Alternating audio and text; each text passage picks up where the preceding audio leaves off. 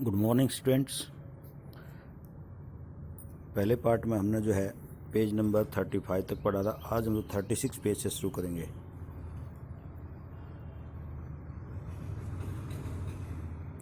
तो द मस्जिद, mask is called a मस्जिद इन अरेबिक।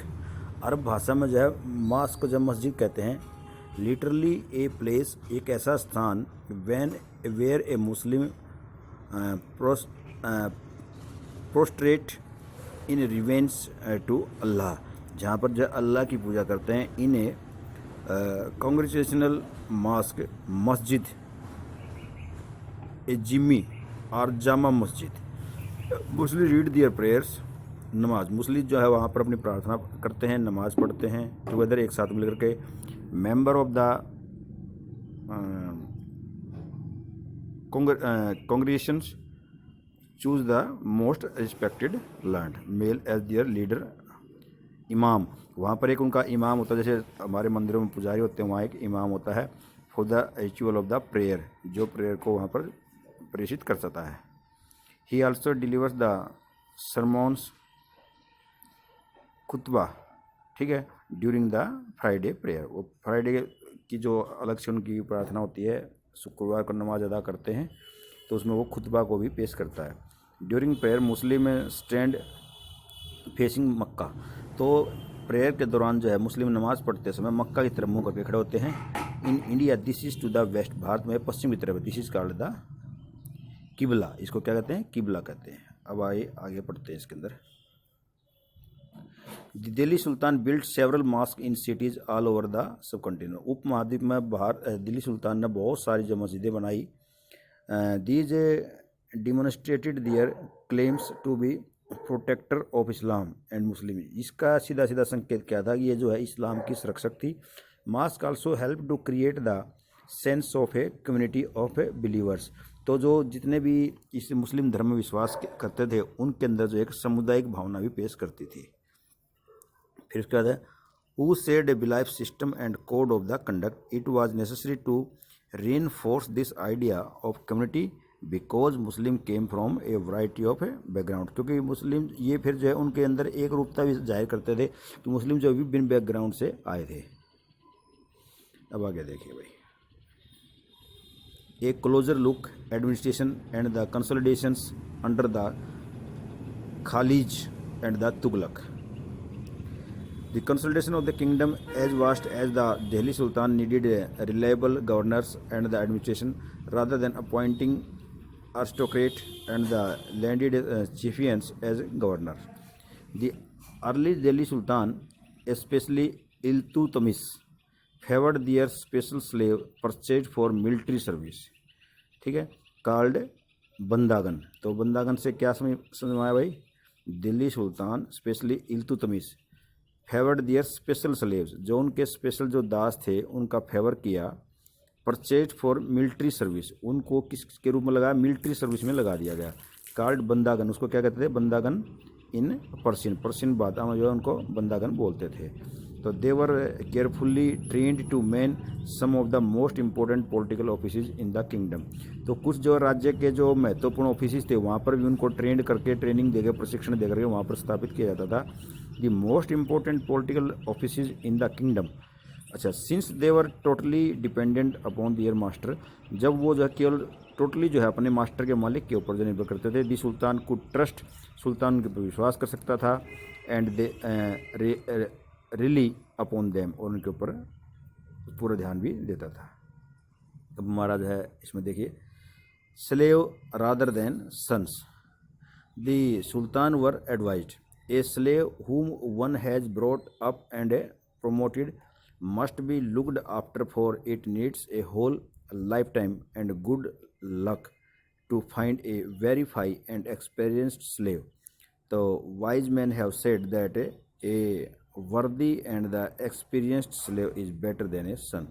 तो किसी बुद्धिमान व्यक्ति ने कहा, जो स्लेव जो दास थे, उनके जो नौकर थे, वो जो उनके बहुत ज़्यादा काम करते थे, जिनके ऊपर ज़्यादा विश्वास हो जाता था, वो कहते थे एक अच्छा दास जो है एक अच्छे पुत्र से कहीं अच्छा था, पुत्र से बढ़ के माना गया उसको। Can you think of any reason why a slave would be better than a son, क्या आप कोई कारण ढूंढ सकते हैं कि भाई कोई पुत्र से अच्छा कैसे हो सकता है स्लेव? देखिए, अब क्लाइंट है, साथ में ये जो छोटा सा बॉक्स दिया गया है इसके अंदर someone who is under the protection of the another, वो व्यक्ति कोई जब दूसरे के प्रोटेक्शन में होता है, इंडिपेंडेंट जो निर्भर होता है दूसरे के ऊपर, आर हैंगर ऑन, ठीक है, उसको हम क्या कहेंगे, क्लाइंट कहते हैं। The Khalji and the Tughlaq continue to use बंदागन and also raised people of a humble birth who were often their clients, जो प्राय उनके क्लाइंट होते हैं, to high political position they were appointed as general and the governor. तो जो वो high post थी उनके लिए जो है वो क्या करते थे, जनरल लगाते थे या गवर्नर को सेट करते थे। However this also introduced an element of political instability, तो इस प्रकार से ये कई बार जो है ये एलिमेंट क्या करते थे, राजनीतिक अस्थिरता भी पैदा कर देते थे। Slaves and clients were loyal, जो दास थे और जो क्लाइंट थे वर लोयल टू दियर मास्टर, वो अपने मालिक के प्रति जो है बहुत ही विनम्र थे, and patrons but not to their hire, परंतु उनके किराए पर नहीं थे। New sultans had their own servant, तो नए सुल्तानों के जो अपने खुद के नौकर थे। As a result of the accession of the new monarch often saw conflict between the old and the new nobility, जब वो रिजल्ट इनका क्या आया कि जब वो नए तानाशाह आए उनके बीच में और पुराने लोगों के बीच में, नोबिलिटी के बीच में जो है झगड़े होते रहते थे। The patronage of these humble people by the Delhi Sultan also shocked many elites, and the authors of the Persian Tawarikh criticized the Delhi Sultan for appointing the low and base born in high offices। तो इसमें क्या था, जब वो दिल्ली के सुल्तान जो है वहाँ के जो कभी से रहने वाले कह सकते हैं, वंशज कह सकते हैं वो, और जो पर्शियन के जो ऑथर थे, तवारिख थे, उन्होंने उनकी जो है तुलना की दिल्ली सुल्तानों की, कि भाई Delhi sultan for appointing the low and base born to high offices, जो कि वो नियम और कानून जो ऑफिस के अंदर लागू करते थे उनकी क्रिटिसाइज भी की है। अब देखिए भाई, ये पेज नंबर 10 है। लाइक द अर्लियर सुल्तान, पहले के सुल्तान की तरह the Khalji and the Tughlaq monarch appointed military commander, उन्होंने मिलिट्री कमांडर अपॉइंटमेंट किए गवर्नर के रूप में, of territories of varying sizes, छोटी बड़ी जितनी प्रकार की जो टेरिटरी थी, क्षेत्र थे, उनके गवर्नर बना दिए। दीज लैंड्स वर कॉल्ड इख्ता, इनको क्या कहते थे, इख्ता, and their holder was called the इख्तदार, और उनका जो उनके ऊपर कंट्रोल करता था उसको क्या कहते थे, इख्तदार, और मुक्ति, उसको मुक्ति कहते थे। The duty of the muqti was to lead military campaign, उसके मुक्ति की जो ड्यूटी क्या होती थी, मिलिट्री के अभियानों को चलाना, and maintain law and order in their इख्ताज, और अपने इख्ताज के अंदर जो है ऑर्डर कानूनों को लागू करना, बनाए रखना। In exchange for their military services, मिलिट्री की सेवाओं के बदले में दी मुक्तिज collected the revenue of their assignment as salary, तो वो मुक्ति क्या करते थे, रेंट रेवेन्यू इकट्ठा करते थे, कर इकट्ठा करते थे किसानों से अपनी सैलरी के रूप में। They also paid their soldiers from these revenue, और वो इसी रेवेन्यू से जो है उनके जो सैनिक होते थे उनको भी जो वो इसी में से पे देते थे। कंट्रोल ओवर मुक्तिज वाज मोस्ट इफेक्टिव, तो मुक्तिज के ऊपर जो कंट्रोल था वो बहुत ही इफेक्टिव था। If their office was not inheritable, क्योंकि जो है वो नहीं चाहते थे वो एक ही जगह पर रुके रहें, वो वही हमेशा बने रहें। And if they were assigned इख्ताज for a short period of time, क्योंकि उनको थोड़े समय के लिए जो इख्ताज का काम सौंपा जाता था, बिफोर बीइंग शिफ्टेड, उससे पहले वो बदल दिए जाते थे। तो these harsh condition of services were rigorously imposed during the reign of Alauddin Khalji, इस प्रकार की जो दिक्कतें जो है अलाउद्दीन खलजी के टाइम पर थी, एंड मोहम्मद तुगलक के टाइम पर। Accountants were appointed for the state to check the amount of revenue collected by the muqti जो रेवेन्यू इकट्ठा करते थे उनके हिसाब किताब रखने के लिए जो है क्या रखे, अकाउंटेंट रखे गए थे। केयर वाज टेकन, इसका ध्यान रखा जाता था, दैट द मुक्ति collected only the taxes prescribed by the state, कि मुक्ति जो है उन्हीं टैक्सों को जो है रेवेन्यू को कलेक्ट करता है जितना जो है स्टेट गवर्नमेंट के द्वारा फिक्स किया जाता है। तो only taxes prescribed by the state, and that he kept the required number of soldier, और जो है उतने ही सोल्जर्स सैनिक भी रखता है आर्मी में जितने स्टेट ने कहा है, उससे कम ज़्यादा नहीं रखता। ये सारी बातों का ध्यान रखा, ज़्यादा मुक्ति के ऊपर बहुत ज़्यादा कंट्रोल था। एज द दिल्ली सुल्तान ने brought the hinterland of the cities under their control. जैसे दिल्ली सुल्तान जो है हिंटरलैंड को जो है अपने कब्जे में लिया, they force the landed chieftain, उन्होंने जो भूमि के जो चीफियन थे, मुखिया थे, द सामंत aristocrat and rich landlord to accept their autonomy authority, उनको भी उनका आधिपत्य जो है स्वीकार करना पड़ा जितने वो मालिक थे। Under Alauddin Khilji the state brought the assessment and collection of land revenue under its own control. जबकि अलाउद्दीन खिलजी के काल में जो है उन्होंने जो रेवेन्यू को इकट्ठा करने का काम था और असेसमेंट करने का काम था अपने कंट्रोल में ले लिया। The right of the local chieftain to levy taxes were cancelled. अब जो लोकल चीफियन थे ना, तो जो टैक्स की अगुवाई करते थे उनको जो कैंसिल कर दिया। And they were also for to pay taxes, और उनको भी कहा गया कि तुम भी टैक्स पे करो भाई। The sultans administrator measured the land and kept careful accounts.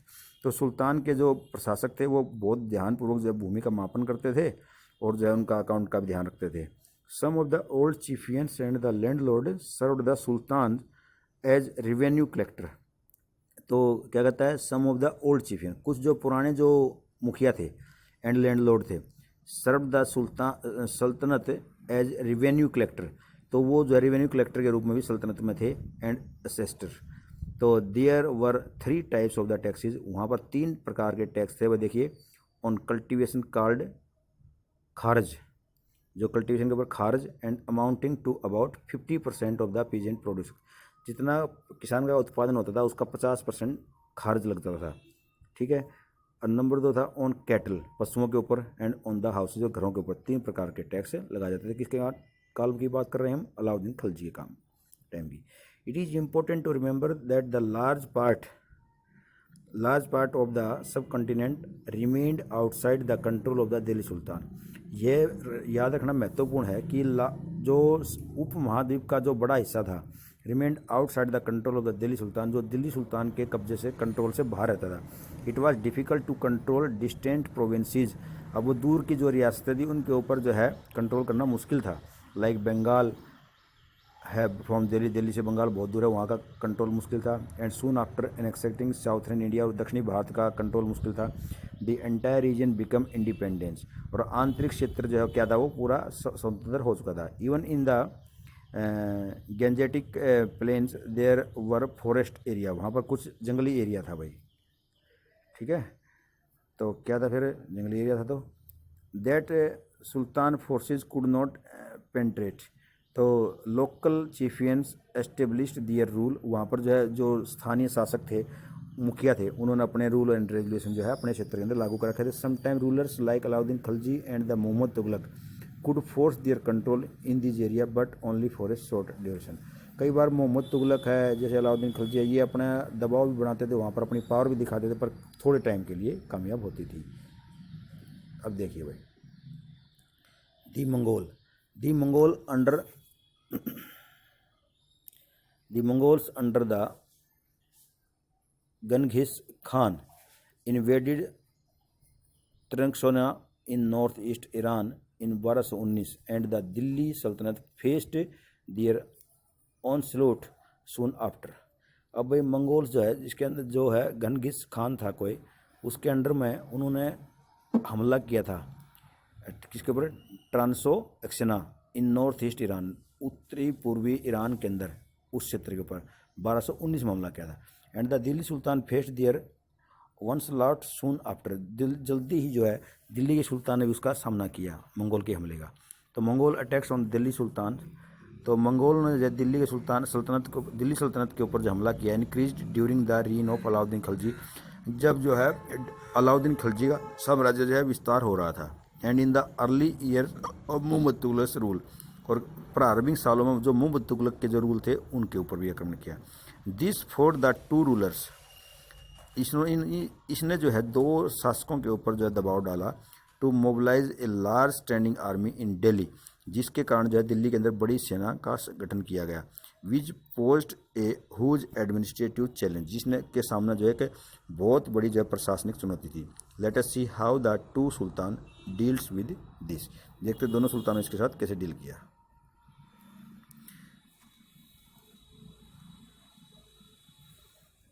देखिए आज हम इतना ही इसको करेंगे और इसको कल जो है